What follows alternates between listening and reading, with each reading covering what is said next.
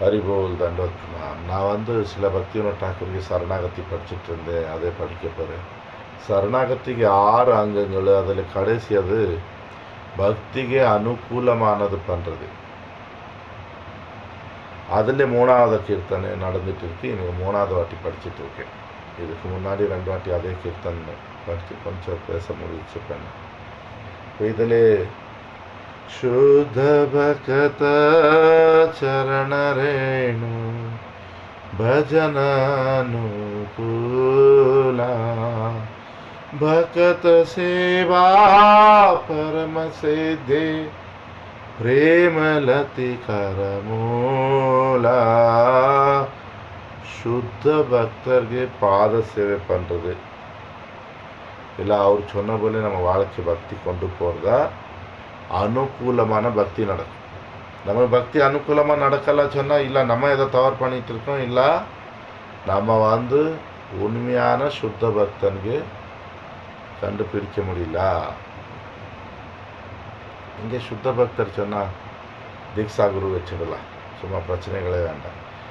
பகத சேவா பரம சேது பிரேமலதி கரமூலா.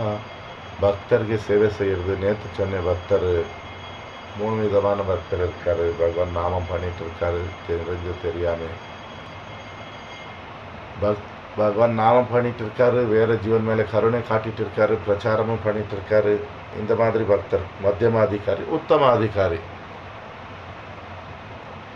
அவங்களுக்கு சேவை பண்ணுறது ஒரே நோக்கம் இருக்கணும். நமக்கு பிரேமம் சொல்லி நம்ம வாழ்க்கைக்கு நோக்கம் பிரேமம். அந்த பிரேமத்தின் கொடி அங்கேಯಿಂದ தொடங்கும் பக்தர் சேவை. அது எங்கேயோ வரை கொண்டு போகணும், அறிமுகம் பண்ணி கோலோக பிருந்தாவன் வரை கொண்டு போகணும். பக்தர் சேவை இந்த உலகத்தில் உள்ள ஆசைகள், இங்கே உள்ள புலன் திருப்தி இதில் போனால் எப்போ யோசனை பண்ணுவேன், இங்கே இந்த கோலோகம் எங்கே இருக்கு. माधवती थे भक्ति जननी जतने पालन कोरे कृष्ण बसती बोली परम आदर बोरी शुद्ध भक्त चरण रेणु பஜனானுகூல. ஏகாதசி இந்த மாதிரி விரதங்கள் பண்ணுறது, கிருஷ்ண ஜெயந்தி, ராதாஷ்டமி, கௌர பூர்ணிமா, ராமநவமி, நரசிம்ம சதுர்தசி, இது ரொம்ப ஆதரவு வச்சு பண்ணுறது. இது நம்ம பண்ணும்போது நம்ம பக்தி கூடும். அப்போ என்ன பண்ணுறது, அன்றைக்கி முடிஞ்சவளுக்கு ஹரிநாமம் கூட்டுறது. நம்ம சாதாரணமாக 16 பண்ணிட்டு இருந்தால் 32 இல்லை 24 பண்ணுறது. 32 பண்ணிட்டு இருந்தால் 40 48 பண்ண முயற்சி பண்ணணும். முடிஞ்ச 64 பண்ண முயற்சி பண்ணணும். அதே போல் ஹரிகதாಗೆ கொஞ்சம் கூடுதல் டைம் கொடுத்து ஜபம் கொஞ்சம் கூட்டிட்டு நல்ல முறையாக பகவான் நாமம் தியானம் அன்றைக்கி கூட்டுறது. அப்படி गौरामार्ग सब स्थाने करला ब्राह्मण रंगे से सब स्थाना रिवामी प्रणयी भक्त संगे शुद्ध भक्त चरण रेणु भजनानुकूला. கௌராமார் நம்ம கௌராங்க மகாபிரபு. யார் கௌராங்க மகாபிரபு? கிருஷ்ணன் தான் கௌராங்க மகாபிரபு. இந்த கலியுகத்திலே கிருஷ்ணன் நந்தநந்தன யசோதானந்தன கிருஷ்ணன் கௌராங்க மகாபிரபுவாய் ஒரு பக்தன் போல வந்து நமக்கு பக்தி கொடுத்தாங்க, ஹரிநாமம் கொடுத்தாங்க. இப்போ அவர் இந்தியாவில் நிறைய இடத்துல சுற்றினாங்க. விசேஷமாக நம்ம சவுத் இந்தியா, காசி, பிரயாக், பிருந்தாவனம், இப்படி நிறைய சுற்றிருக்காரு. நமக்கு எல்லாருக்குமே சுற்றுறது ரொம்ப பிடிக்கும். அப்போ சுத்தணுச்சுன்னா இப்படி சுற்றுங்க.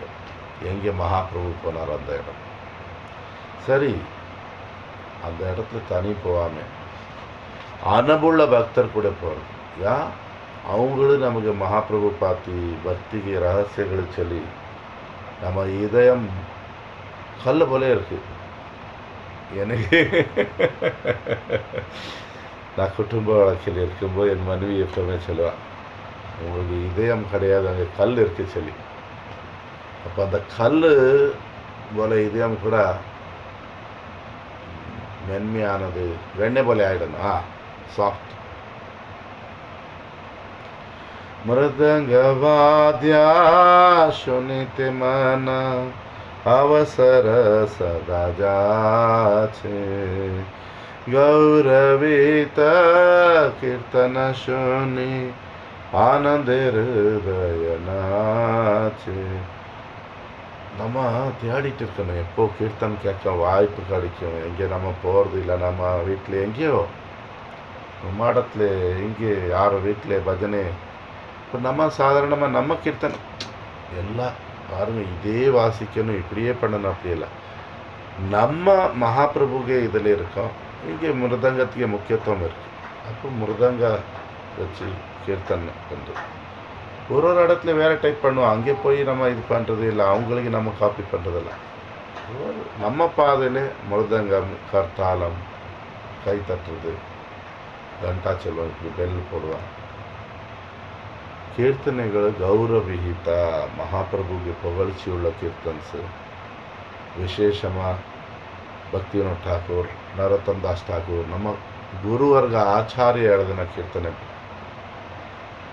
கேட்கறதுக்கு ஆசைப்படணும், அது ரசிக்கணும். வேற கீர்த்தனை கேட்கறதல்ல, அதுக்கு அர்த்தம் என்ன. இப்போ பாருங்கள், இந்த கீர்த்தனைக்கு இவ்வளோ நம்ம அர்த்தம், இப்படி ஒரு கீர்த்தனைக்கு அர்த்தம் இருக்கு. சொன்னால் ஒரு நல்ல கீர்த்தனை ஒரு உதாரணம் கொடுத்துட்டு இருக்கு. நாமோ நாம துளசி கிருஷ்ண பிரேயசி நாமோ நாம.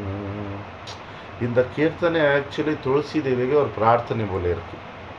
சில இடத்துல அது நம்ம மடம் இருக்கலாம், வெளியில இருக்கலாம். இந்த கீர்த்தனை பாடும்போது ரொம்ப சவுண்டு பண்ணுவான்.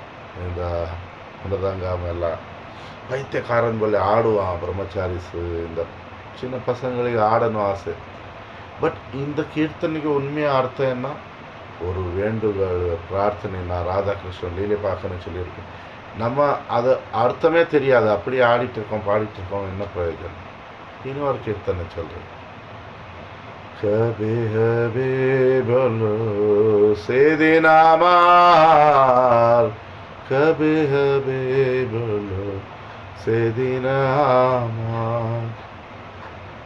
என்னைக்கு அந்த நாள் வரும் நான் வந்து சுத்த நாம பண்ணேன். இப்படி இது கூட இப்போ வரை எனக்கு நடக்கலாம், இனி நடக்கணும். அப்போ வந்து அதில் பணிவு இந்த மாதிரி இருக்கணும். சில இடத்துல இது எப்படி பாடுவான், இஸ்கான்ல தான் இப்படி பாடுவோம். கபே ஹபே பல சேதினாமார், கபே ஹபே பல சேதினாமார். அது சவுண்டு இதெல்லாம் போட்டு. ஒரு வாட்டி ஒரு வெளிநாடு பக்தர், அவர் கூட பேசிட்டு இருந்து, அவர் இஸ்கான்காரர் மாயாப்பூரில். அப்போ நான் சொன்னேன், நமக்கு அந்த கீர்த்தனுக்கு அர்த்தம் தெரியல சொன்னால் நிறைவாட்டி நம்ம எந்த கீர்த்தன் சொன்னார். அப்போ இந்த கீர்த்தன் சொல்லும்போது அவர் சொன்னார், உங்கள் கௌடி மடத்தில் சோகமாக பாடிட்டு இருக்கீங்க, நம்ம சந்தோஷமாக பாடிட்டு. சந்தோஷமாக எனக்கு பக்தி ஆகாமல் இருக்குது, இது ஒரு சந்தோஷமாக. வெளிநாடுக்கார மூளை அவ்வளோதான் இருக்கும் அவங்களுக்கு. நான் ஒன்றும் சொல்லலை, சரி சந்தோஷமாக பாடப்போ சொல்லி. நம்ம எல்லாருமே அப்படி இது சந்தோஷம் பண்ண போனால் அந்த கீர்த்தனைக்கு நம்ம என்ன பண்ணிட்டு இருக்கோம். அப்பா நம்ம வந்து சரியான முறையில் புரிஞ்சுட்டு நம்ம வாழ்க்கைக்கு நோக்கம் அனுபவ வாழ்க்கையில் வரும்போது நம்ம கண்ணில் கண்ணீர் வரும், நம்ம ஆட தொடங்குவோம். அந்த ஆடுறது பைத்தியக்காரன் போல இருக்காது. பைத்தியக்காரன் சொன்னால் அங்கே யார் இருக்கா அதை யோசனை பண்ண மாட்டோம், எங்கே இருக்கோம் அந்த யோசனை பண்ண மாட்டோம். இப்போ நம்ம என்ன பண்ணிட்டு இருக்கோம், பைத்தியக்காரன் சொன்னால் வேணும் சொல்லி தவளை போல ஆடிட்டு இருக்கான், இது பண்ணிட்டு இருக்கான். அப்படியே இல்லை, நமக்கு வெளியில் உள்ள ஆர்வம் இருக்காது. பைத்தியக்காரங்க தெரியுமா அவன் என்ன பண்ணிட்டு இருக்கான்னு சொல்லி. அந்த இதயத்தில் அனுபவம் வரணும், வேறவங்களுக்கு காட்டுறதுக்கு வேண்டியல்ல, அந்த கிருஷ்ணனுக்கு திருப்தி பண்ணுறதுக்கு. கிருஷ்ணன் இல்லாம நம்ம ஆடிட்டு இருக்கோம், நம்ம சுத்திட்டு இருக்கோம், எதுவுமே பிரயோஜனம் இல்ல. Waste waste. जुगल मूर्ति देखी हमारा परमानंद होए, प्रसाद सेवा करते होए सकल प्रपंच जाया, शुद्ध भक्त चरण रेणु भजन ஜுகலமூர்த்தி. நான் தனி கிருஷ்ணருக்கு பார்க்க விரும்பல, கிருஷ்ணருக்கு கூட ராதே இருக்கணும். நம்ம பாவமே அப்படி, ரெண்டு பேரும் சேர்ந்து இருக்காரு, அப்போதான் நமக்கு பரமானந்தம். தனியாக கிருஷ்ண பார்க்கும்போது, தனி ராதை பார்க்கும்போது நமக்கு கஷ்டமா இருக்கணும். ஏன்னா ரெண்டு பேரும் பிரிஞ்சிருக்காரு சொல்லி. ஒரு பக்தனுக்கு பாவமே அவங்க ரெண்டு பேரும் சேர்ந்து இருக்கணும் சொல்லி. அதே போல பிரசாத சேவை, பிரசாதத்திலே நம்ம என்ன சொல்றது, அந்த ரசனை கொண்டு வருது, ருசி கொண்டு வருது. நேற்று கூட ஒருத்தர் கூட பேசிட்டு இருந்தேன். அவர் சொன்னார், என்ன பிரபு அவ்வளோ கசப்பு கசப்பு சாப்பிடுவான் சரி. அவங்களுக்கு அறிவு இல்லை, என்ன பண்ணுறது. பகவான் பிரசாதத்தில் கசப்பு இருக்கணும். நான் சரி கேட்டுட்டு இருந்தேன்.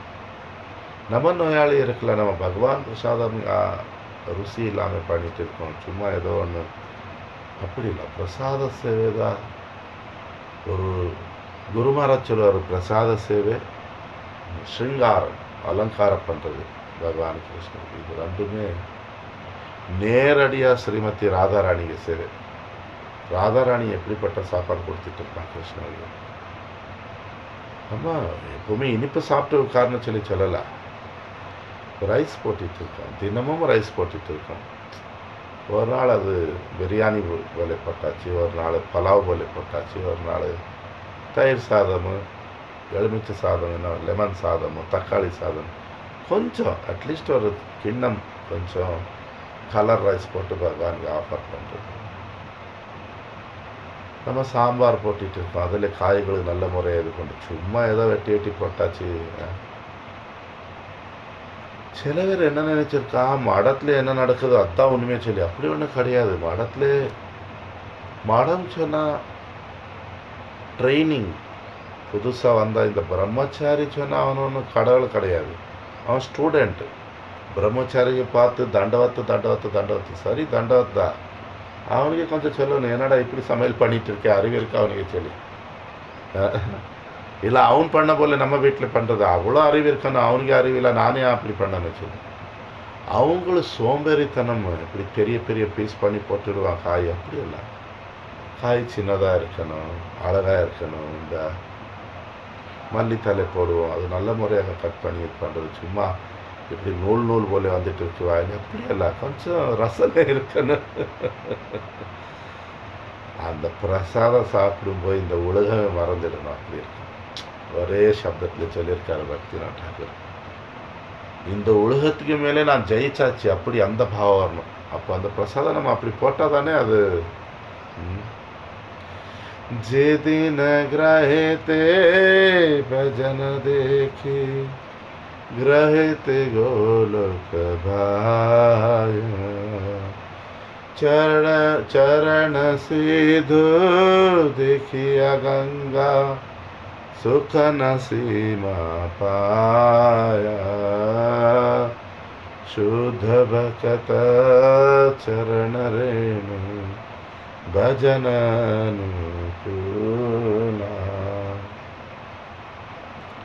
எப்போ வீட்டில் பஜனை பார்ப்பேன் சொன்னால் நான் பஜனை பண்ணிட்டு இருக்கேன், இல்லை வீட்டில் வேறவங்க பஜனை பண்ணிட்டு இருக்காரு, இல்லை அடுத்த வீடு ஆள் வேறு பக்தர் வந்து எல்லாரும் சேர்ந்து நம்ம என் வீட்டில் பஜனை நடக்குது சொன்னால் என் வீடே கோலோகம் போல நினைப்பேன். சரிதானே? பஜனை நடக்குது சொன்னால் நம்ம வீடே கோலோகமாயாச்சு. அப்படி பாவம் வருதா இல்லை? நம்பிக்கை முக்கியம். நம்ம ஆர்வம் எப்படி இருக்கு, அந்த கோலோகத்தில் உள்ள பாவம் கொண்டு வரும்போது ஆனந்தம் அனுபவிப்போம். முடிஞ்ச அளவுக்கு நம்ம வீட்டில் ಗೋಲೋಕತ್ತಿನ ಭಾವಂ ஸ்மரணை பகவான் லீலைகள் ஸ்மரணை வச்சு ஹரிநாமம் பண்ணுறது. அதே போல கங்கே போயாச்சு, இப்போ மாயாப்பூர் போயாச்சு, காசி போயாச்சு, ஹரித்வார் போயாச்சு.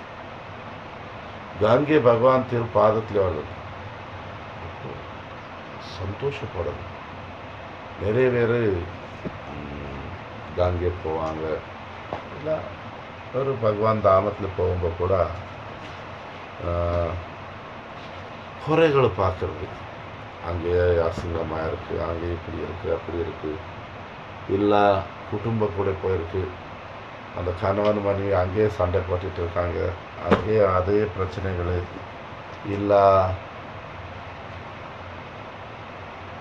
பக்தர் போயிருக்கோம், அங்கே சண்டைகள், ஒருத்தருக்கு பேசாமல் இருக்கிறது, ஏன்னா நமக்கு ஒத்து வரல, தனி ரூம் பண்ணுறது, தனி பஸ்ஸில் போய் தனியாக உட்காந்துடும்.